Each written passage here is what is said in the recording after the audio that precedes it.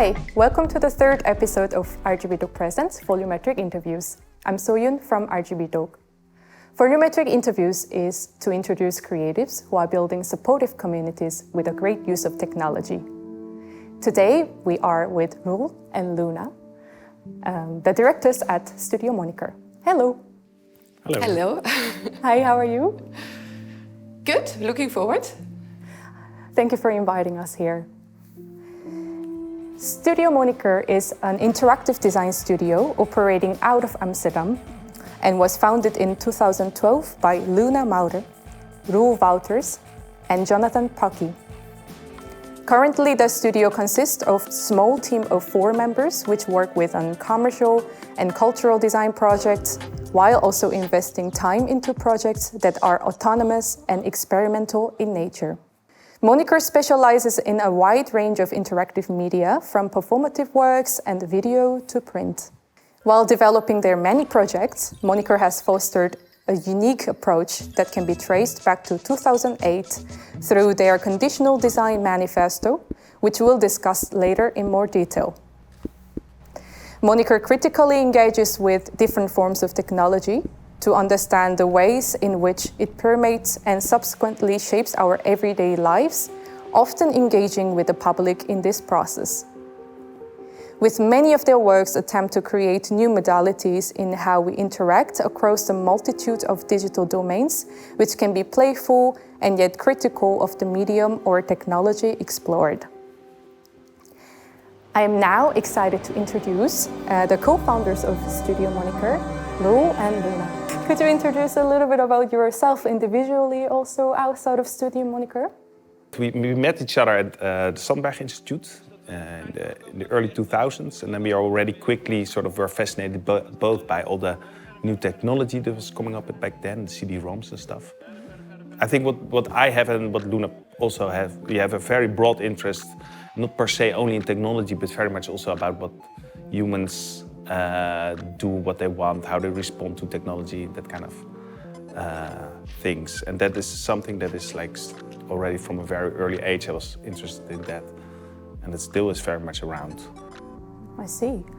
And then Luna? Yeah, maybe it's nice to tell that while graduating in '99 at the Rietveld, my final exam project was an alternative proposal for a desktop metaphor, which was liquid.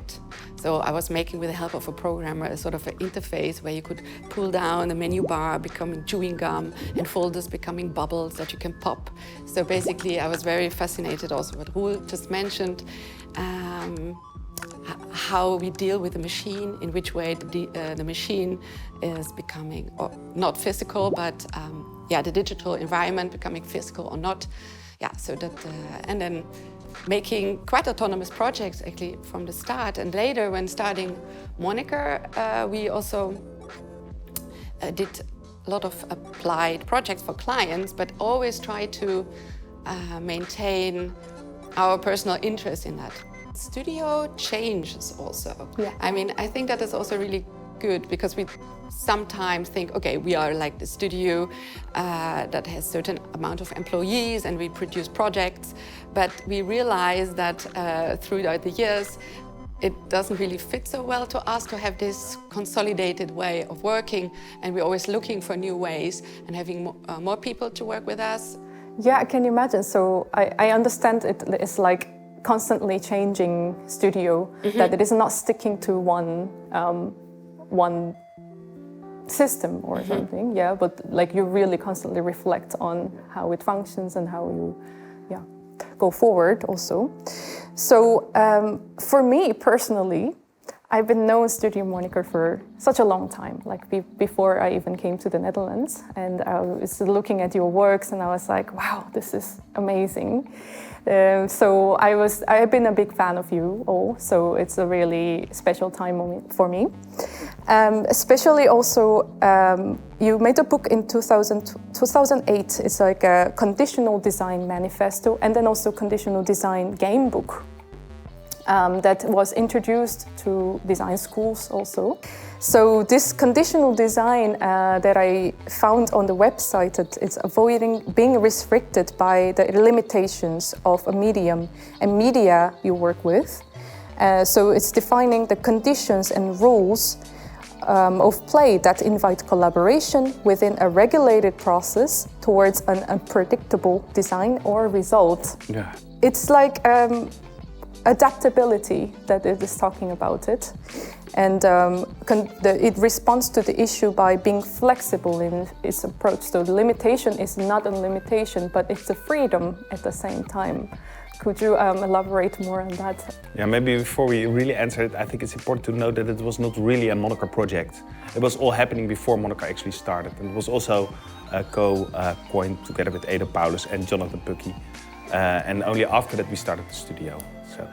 I see. But it's of course super influential on the studio. I would like also to point out that this concept of conditional design and the manifesto that we wrote arose also from the fascination about technology and how much that influences our design, way of designing, which is concepts of fluidity, ever-changing, possibility to collaborate over, not limited by physical spaces, collaborating over distances. And so these concepts all are formulated also in the manifesto. And so we really enjoyed the fact that you focus on a process and how can you trigger a process, and that for that you need to isolate or you need to define the environment for that, and with lots of times with specific rules or descriptions or instructions for people, and then focus on what happens within this process. And this only goes if you define a limited environment. Most of the times interested in setting up an environment where we can crystallize that what makes us human. So basically, we look for human input.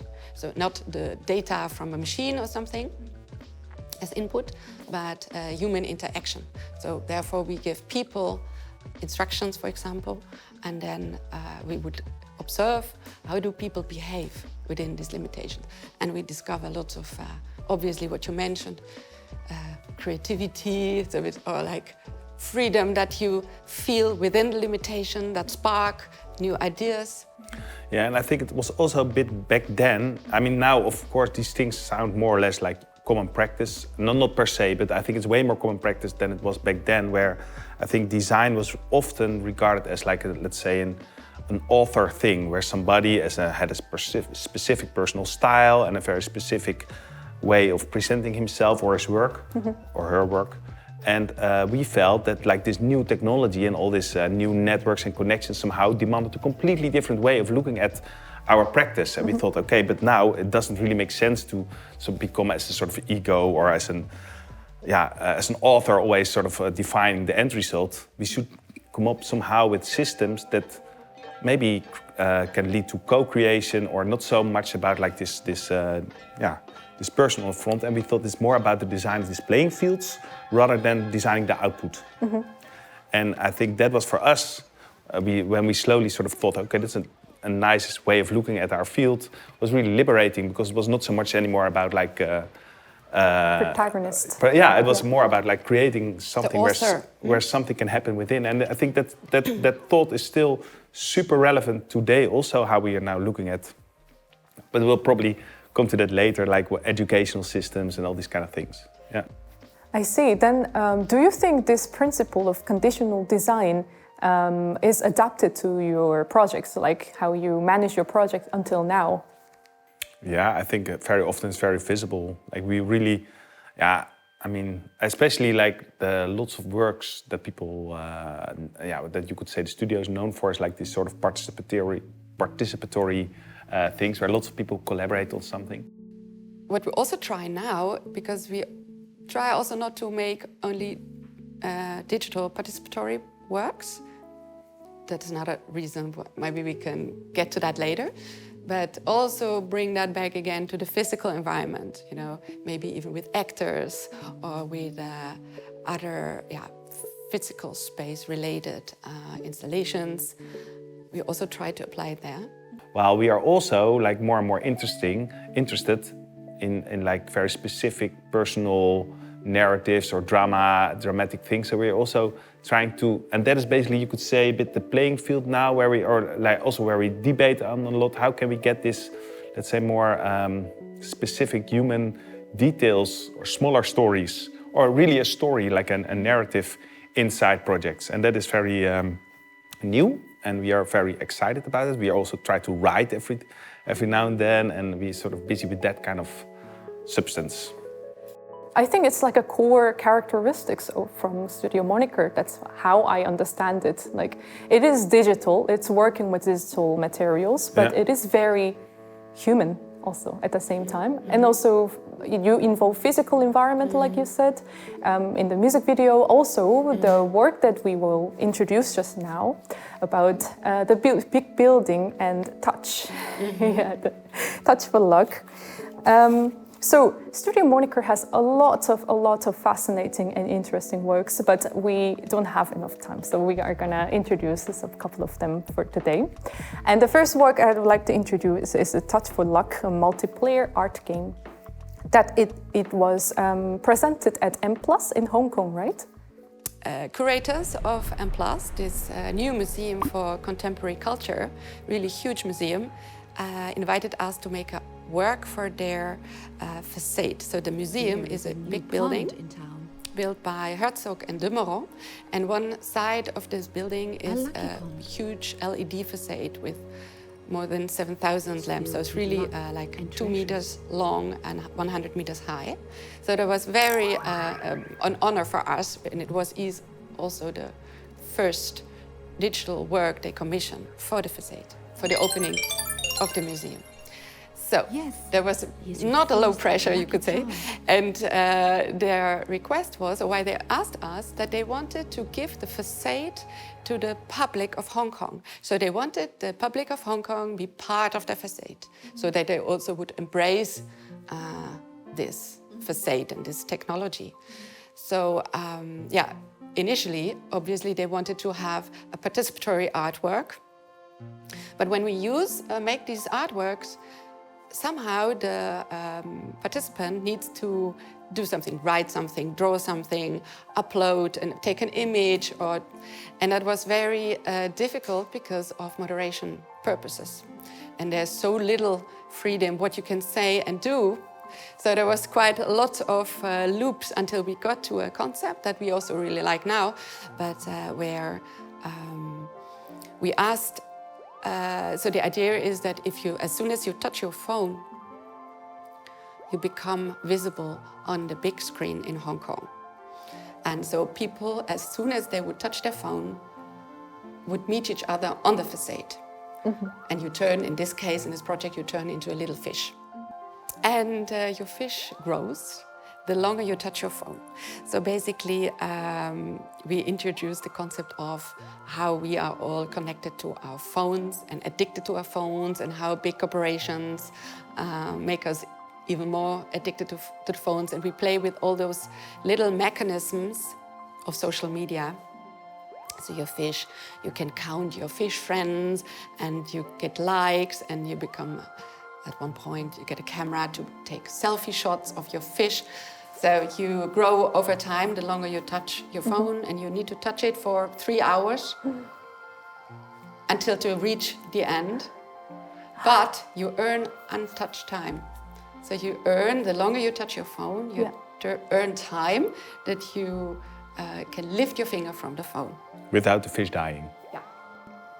So you gamified this project, like we all do. I think we say 3 hours of not touching the phone is difficult, but then if you do social media, it instantly goes more than 3 hours. Yeah. It's very easy, Yeah, that's why we also call it an art game, because it plays with these mechanisms of that we seduce you to keep on touching with all those little gifts or lucky charms, we call it, that you get throughout the game. But at the same time, it is really irritating, or you really confronted with your finger starts to hurt. You really, it's really the play between the dynamic that is basically placed upon us when we're on the true social media is like so well designed, and it's like so much catered to precisely what sparks us a little bit of adrenaline every time we like or scroll something new. That is not easy to compete with. I mean, it sounds like a simple thing, but that is like one of the most complicated mechanisms that's on our phones. Yeah, you can't compete with like a large number of team, like how many people are researching towards the goal of getting the most attention as possible from the users. So talking about touch, actually you allowed the users to touch for this work, but then there was one time that you didn't want users to touch. That's the project called Do Not Touch. And that was a really legendary work that I got to know about you actually. So it was like a crowdsourced music video for the track Kilo by the band Light Light. And that was for the anniversary for the mouse pointer, right? That was, I think, back in 2013. And I think Jonathan found this game of an artist, I don't remember the name, but he played multiple instances of Gradius. It's like a shooter game, like an 8-bit shooter game, where he played like multiple times the same game and superimposed all the game runs over each other. What you also sometimes see with, for example, Mario, that like thousands of Marios jump over the screen. And we thought, and then I remember we had this conversation about the fact that somehow it's so strange that when you're on a website, that's meant for lots of people, but you're always alone on this website. It's basically sort of, you could say it's like as if you're on your own in the city and you move around, you can click a button, but it's probably other people do that simultaneously on other places, but you'd never know. At least at that time, that was very unusual. And then Jonathan wrote this script where somehow, because it was not able, at that time we were not able to directly show these other users at the website. It was just technically impossible. But what we could do is store the location of the cursor in intervals, store that in a little bit in a data packet, send it to our server, and then we would re-render a video or where this cursor was rendered in. So then we were able to see what all the previous instances of the same behavior. And then we start making this thinking about like what kind of things can we ask people that you understand quick enough to make a decision on the spot, because you cannot really learn a lot. You have to super simple questions. We made a list of all kinds of sort of questions, and then we started. And then basically it's a demo of behavior that you can instantly do, and what we came up with. We are always very fascinated when working in this way, designing these playgrounds. For example, in Do Not Touch, a lot of things happen that we didn't expect, and that's super exciting because these are humans and people that do it. So, for example, it felt really special, or you react upon what other people did. So, for example, joining a certain movement, and it looked like flocks going through a space, or you try to escape from what others do. So there were all these little side effects, we call it, that you discover and that we get really excited about, that we didn't think of. And it's sort of like a human experiment in a way, in a digital space. Like if they are really following the order, or they are moving around, or drawing something, that it is always drawn in those kind of experiments, like humans' penises, for example. Like, you know, I don't know if we have to touch this topic. Speaking about humans' penises. No, I'm kidding. Let's touch upon them. Touch upon them. Now we're going to talk about Foreplay. The project Foreplay, a digital Foreplay. It's like a multiplayer experience. Maybe you could introduce better than me. Well, Foreplay was a commission for Field, and Field is a dating agency in London, and with the purpose of very inclusive. Any sexuality, any preferences are welcome there. If you have special interest, you go there. And they want to have a campaign, but then a different sort of campaign. And so usually we don't really make campaigns in that way. But so this work is a very simple principle. So if you go to the website, you can meet somebody else that you don't know, and you're reflected in some soft, bubble-ish orb. It's like a mirror, but then distorted. And you can move your orb around in a space and play together with the other faces. So this is also commissioned by the private company. Yeah. And do you think people from private companies, they come to you for these really special projects that are different from other studios? Yeah, that happens.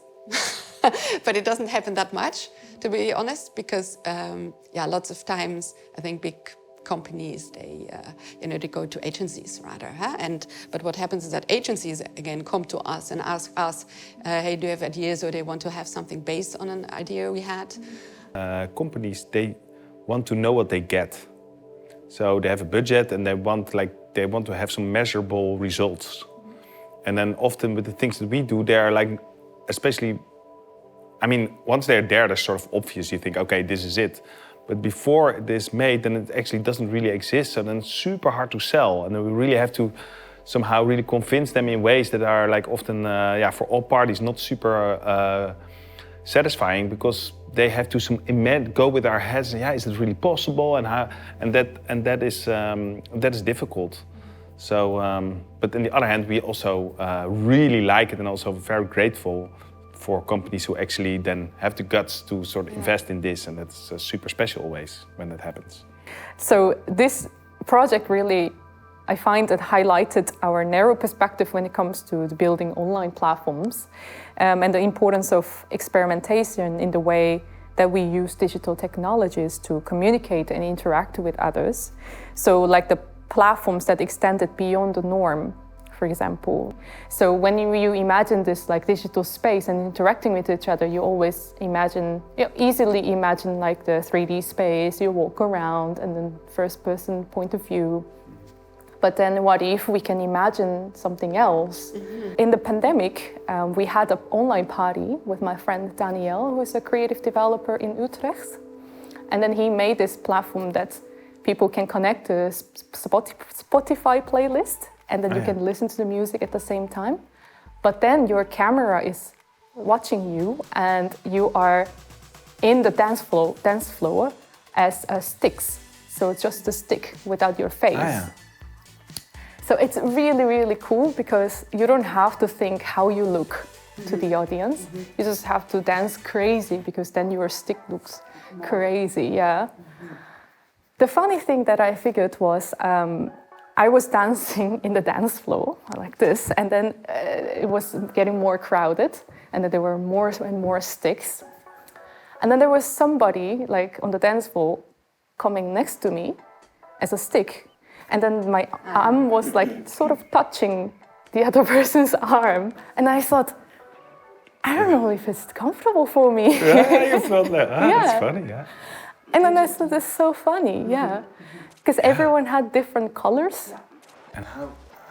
But this is the same thing in this Foreplay project with the orbs and the bubbles. Yeah. I also experienced if somebody else came into the room and was bumping me. Now that is also, and then you bump back and you start to bump to each other. It was also really a bit weird. It was very intimate. There is there's some weird sensations going on. That you wouldn't expect, because it's such a simple digital representation. The sovereignty of the body in digital space is maybe equally important, or maybe, I don't know. Is it really important, or is it a reflex from the physical world that we still feel that is? Super interesting. Also, this abstraction. That doesn't really matter. You can completely identify with a stick, apparently, right? It's not doesn't need to have your face. No.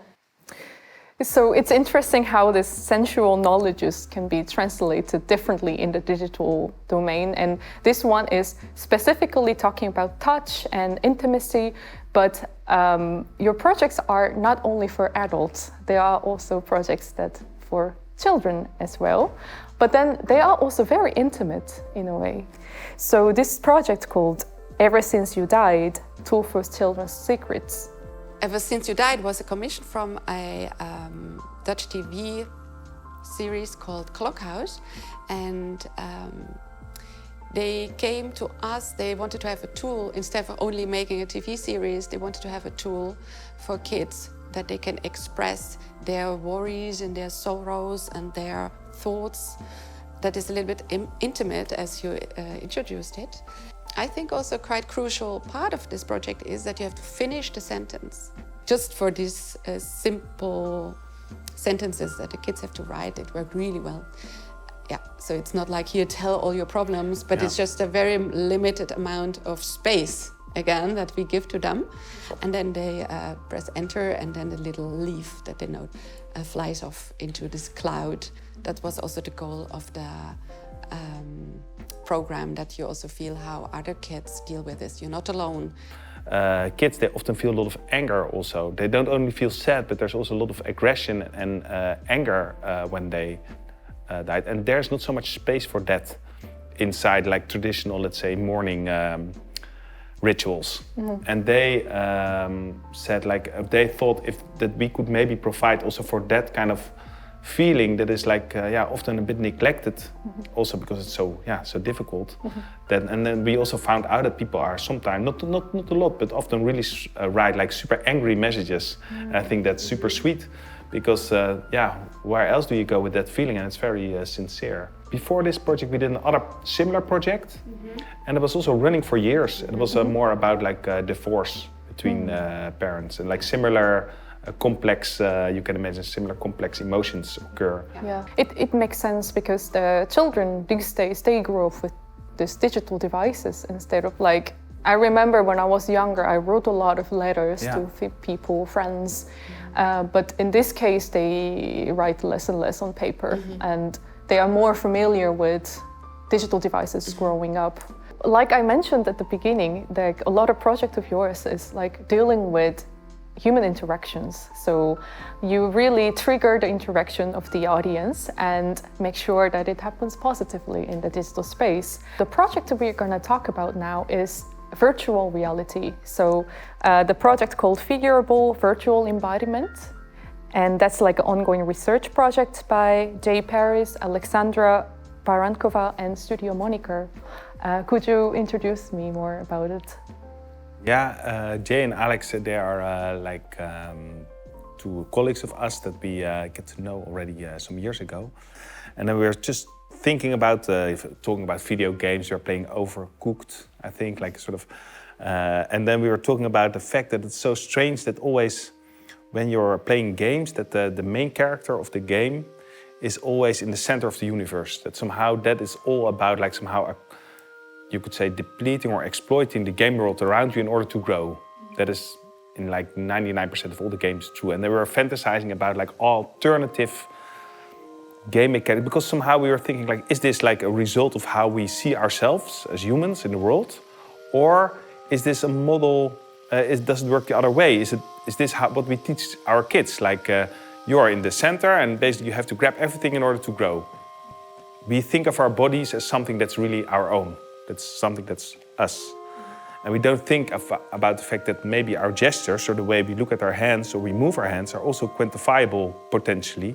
And they never were until now. But now with these VR glasses, which are pretty cheap by Facebook, somehow they have access to all this data of how we somehow can use the world around us. And then we thought, okay, are we still the owner of our own movements? Are we still the ones that are in control of this? And do we give that away without any consent? Is that okay?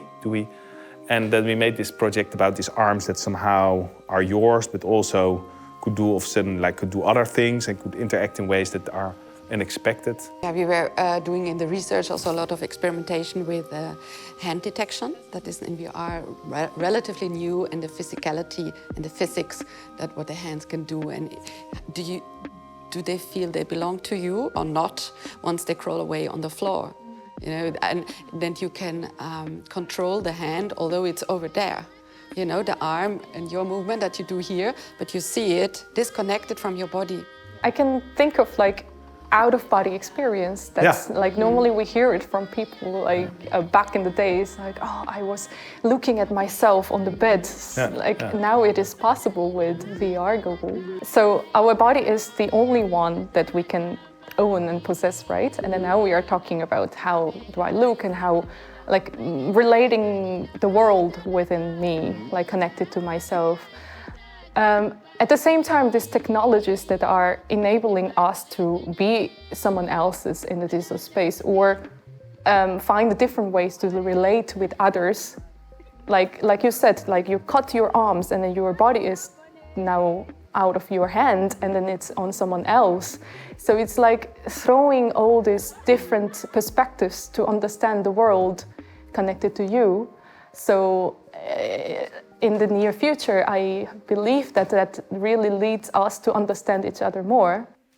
You're a real techno-optimist. Well, I would like to be, because otherwise it's so depressing. So But I think that's a very interesting thought that you mentioned here, the fact, so basically you say technology helps us to get closer to the core of what it's all about, what makes us human. Yeah, and I think this is why it's so important to introduce the works from you also, works like yours, because it is really touching the topics that are important, but it's not going towards this, the mainstream of attention economy, like it's only towards like the capitalistic reason for the projects.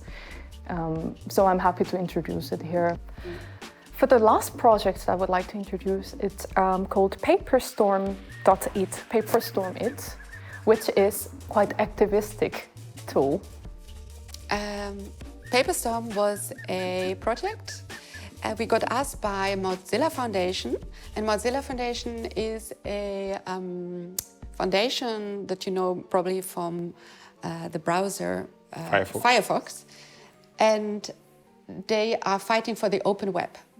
So they asked us to make a campaign, we came up with a campaign tool to fight for net neutrality.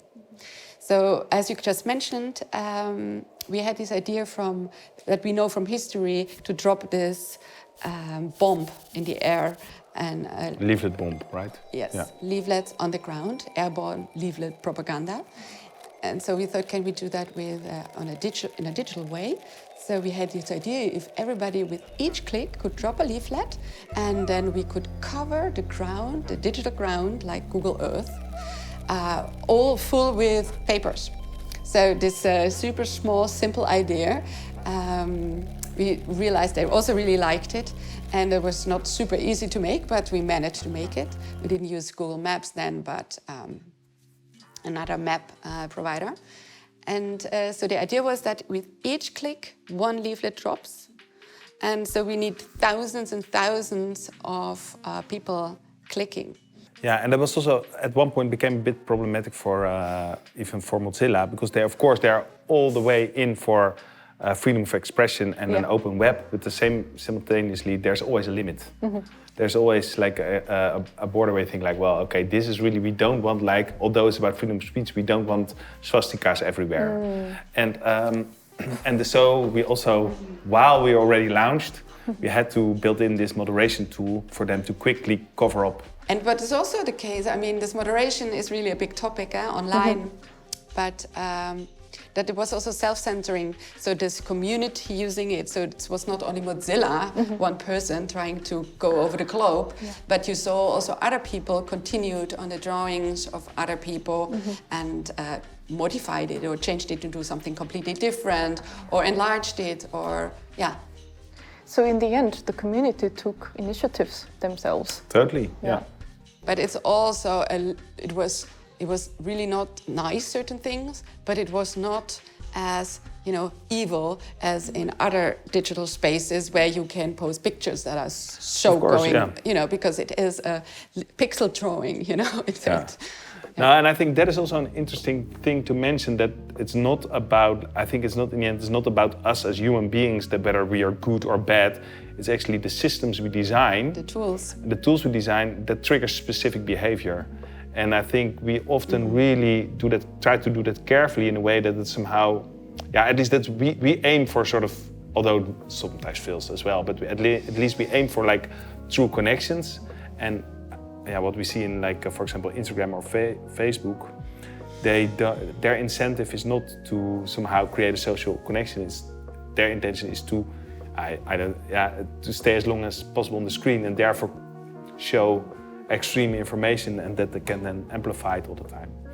So, and it's also coming back to this idea about techno-optimism. It's not about so much, I think, about is the technology in itself good or bad. It's also like who makes the decision about the design of these systems that we use and what is their intention. Yeah.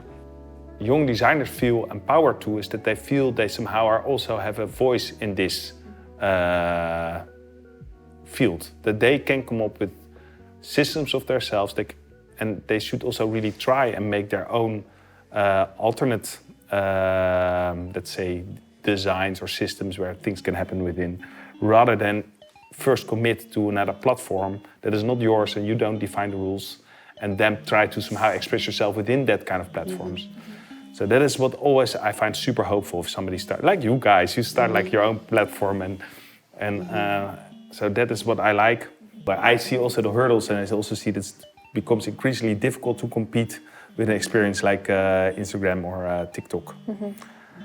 Yeah, what to do? I think also hopefully we will also come to the point that we also accept a little bit less smooth interaction in exchange for a more true connection with people.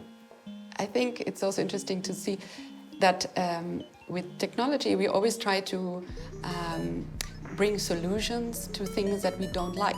So basically we always try to eliminate something which is not good, something that is not shiny, a state that feels maybe uncomfortable or unknown, or all these things that are not happy, great.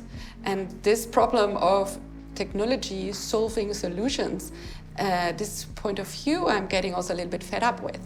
And so I think maybe, I don't know what the role of technology is in here, but this concept of living in a state of, we call it also a lot with friction, but also in a state of how it just unfolds, and going through a sort of, sounds now really weird, to a certain journey that is not straight, not one thing solved after the other. I think this is a different perspective on how to live and perceive your moment. Yeah, I believe so too. Like looking at the values that we've been thinking that it is valuable, but then we have to look at it again. I think not everything has to be smooth. I don't have to know the maps all the time. I can just live without the smart things. The smart thing is not actually just make you smarter. It makes you addicted. Yeah, addicted, and demanding you to think that you are doing smarter things with the smartphones, for example. So we got to introduce only some of your work, but then you have a lot of other interesting works. So if you are curious, please go to studiomoniker.com, and there are a lot of projects that it is described very well what it is about. So we have some questions about Studio Moniker. I know it's shaping every day differently. It's not like a set on stone that you have to function this way. You're constantly reflecting, and you are observing the circumstances in the world, how digital world is changing and shaping differently. So considering that, how would you see, what would you see about Studio Moniker now and then the future maybe? That's the toughest. Yeah, the toughest question. I mean, we could just explain what we have made a sort of an experimental work, which is not finished at all. As we realize also the digital space in which we have made the project in the past, we want to leave that also a little bit more, maybe to the physical use, digital and physical together, installations, and working with theater. We get very engaged in discussing about technology, the two of us. And we also thought, yeah, maybe this is also interesting to bring into a work. So we decided to paint our faces yellow as an emoticon and have a conversation, or several conversations as being an emoticon, talking to each other. So we built this enormous helmet with a mobile phone that you can place in front. In order to film your face, like from one perspective. Exactly. So we have 2 mobile phones filming each our face and a third camera filming the setting, which was in fact in the mountains in Switzerland. So this is not finished, but this is also a new direction. Not the only new direction, but another way of dealing with technology, but in a way also in a more rather physical way and also a reflective way. What will be the core that it would not change and remain in your studio? It's super difficult, but I think the main core thing is that we do this together. So I think that is what now is Moniker, and also with the team. I think so that at least that's how I experience it. And for the rest, it's really also about redefining how we want to work together, because sometimes and often we also are like we can be kind of competitive also and ambitious in each other's, and we are also very different personalities. So we can also easily sometimes fight to exhaustion. And one other steady thing I would say is also the fact that it is related to technology in a way. For me, not. Okay, good. Interesting. So. Yeah, but in the technology, in the way of it has some societal purpose, or it is how we deal with people. And what you mentioned also once, I'm interested in also trying not to define it as much, leave it a bit open in the air and not shape it and design it and frame it exactly label it, but just leave it a little bit more. Vague is maybe the wrong word, but just leave it for the view of what it is. Yeah, the interesting things often also happen in the intersection of disciplines, right? If it's not really this or that, but right in between is often something that I'm also I think curious. we share that. Yeah. We found a sharing point. The fluidity and the flexibility. Yeah, and the intersection also, I think. So thank you so much, Roel and Luna, for partaking this interview. It was amazing. Thank you for sharing your core philosophy and your projects.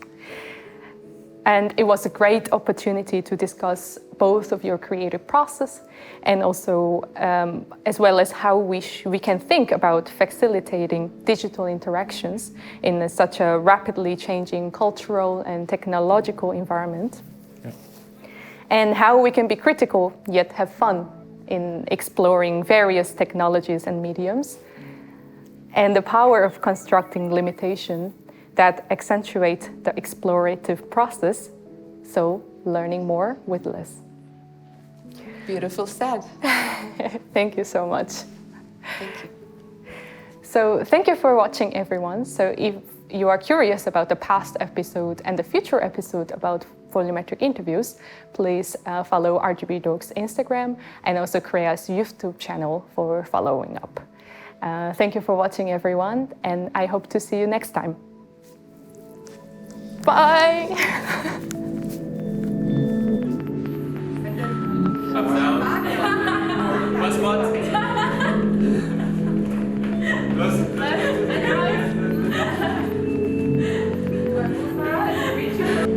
Okay, now your left side. Back. Okay. Left side. Back. And right side. All done? All done? Yes. When everyone is upstairs, We can definitely scan out the space. So we go upstairs and do some... Oh, you're the best.